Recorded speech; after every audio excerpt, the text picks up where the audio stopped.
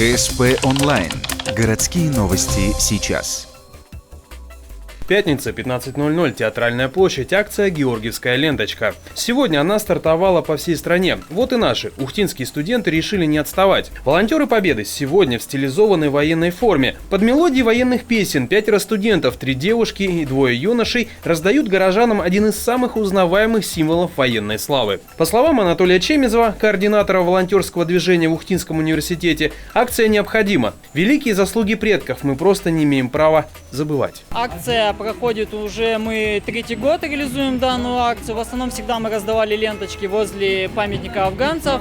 А в этот раз мы решили немножко отойти, то есть чтобы музыка играла, чтобы такое настроение, костюмах, чтобы действительно жители почувствовали праздничное приближение 9 мая, великого этого дня в истории нашего. Студенты сегодня не просто раздают ленты, они рассказывают о значении этого символа и как правильно его носить. За сегодняшний день планируют раздать порядка 600 ленточек. Всего заготовлено 2000. Акция продлится вплоть до 9 мая. Волонтеры Победы организуют как минимум еще 2 площадки для раздачи георгиевских лент, чтобы каждому желающему достался этот маленький кусочек большой победы.